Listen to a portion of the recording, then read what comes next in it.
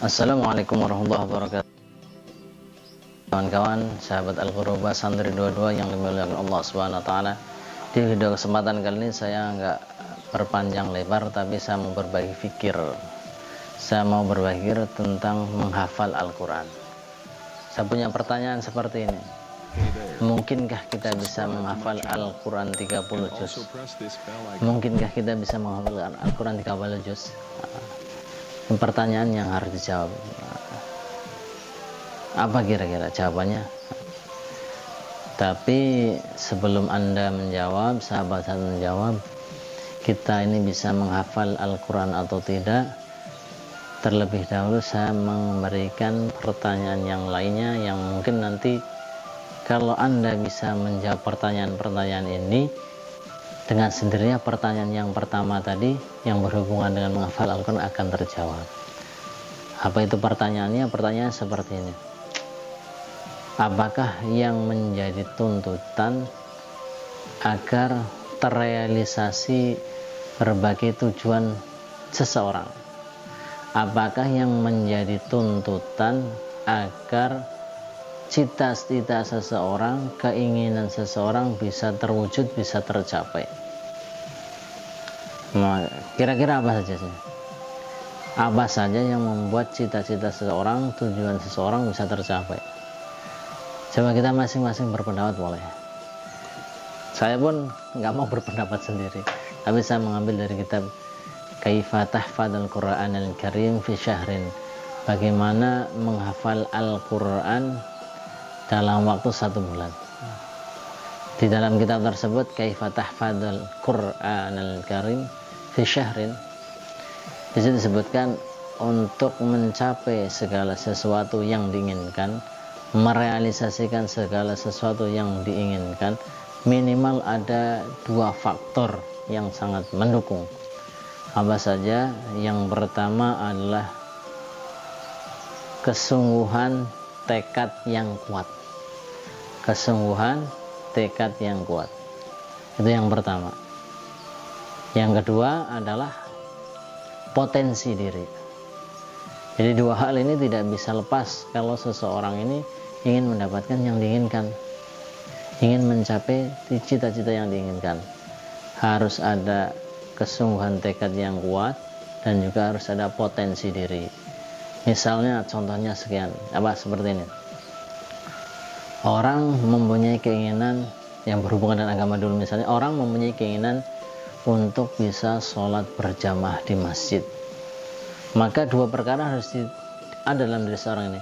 Yang pertama adalah kesungguhan, keinginannya dia, nekatnya dia yang sungguh-sungguh, yang kuat untuk bisa berangkat ke masjid. Yang kedua, ada potensi dirinya bisa berangkat ke masjid, ya dengan kaki yang sehat, dengan badan yang sehat, atau punya motor dan punya mobil yang bisa digunakan untuk ke masjid, bisa sholat berjamaah. Sekarang misalnya cuma salah satunya, seperti orang punya keinginan kuat, punya kesungguhan yang kuat, tekad yang kuat, ingin sholat berjamaah di masjid, tapi dalam keadaan sakit, dalam keadaan kakinya lumpuh, kakinya sakit. Mungkinkah dia bisa berjalan ke masjid? Mungkin, tapi sangat sedikit sekali dia bisa berangkat ke masjid. Begitu juga sebaliknya. Orang punya potensi dirinya ada, badannya sehat, kakinya sehat, punya kendaraan, ada potensi diri, tapi dia nggak ada kesungguhan, tekad yang kuat untuk bisa berangkat ke masjid. Dia bisa nggak ke masjid? Bisa, tapi kemudian kemungkinannya kecil. Banyak mungkin di antara keluarga kita ataupun tetangga kita, dia badannya kuat, kakinya kuat melangkah, ada kendaraan, tapi nggak berangkat ke masjid. Kenapa? Potensi diri ada, tapi kesungguhan tekad tidak ada. Jadi 2 perkara ini harus ada. Kesungguhan tekad yang kuat, yang kedua adalah potensi diri yang ada. Kemudian yang tidak kalah penting untuk mendukung daripada keinginannya adalah berteman dengan orang-orang soleh, berteman dengan orang-orang yang membuat dia semakin semangat, bergairah untuk mencapai tujuannya. Ini akan menjadi pendukung. Ada orang-orang yang di sekelilingnya bisa membuat semangat dia, menyemangati dia bisa mencapai tujuannya. Itu faktor yang ketiga. Tapi sebenarnya dua faktor ini saja, kesungguhan tekad yang kuat, yang kedua potensi diri, ini sudah cukup. Cuma faktor utamanya ada tiga, yaitu apa tadi? Berteman, bergaul dengan orang-orang soleh, orang-orang yang membuat dirinya semakin bersemangat, semakin bergairah untuk mencapai tujuannya. Nah, seperti itu untuk mencapai segala tujuan. Kita kembali ke pertanyaan pertama. Mungkinkah kita bisa menghafal Al-Quran 30 juz? Nah, masing-masing bisa dijawab. Nah, kembali kepada kita masing-masing.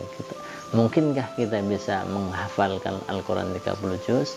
Kalau di dalam diri kita ada kesemangatan yang sungguh-sungguh, nekat, kekuatan tekad yang sungguh-sungguh, kemudian ada potensi diri kita, punya badan yang sehat, akal yang sehat, bisa menghafal.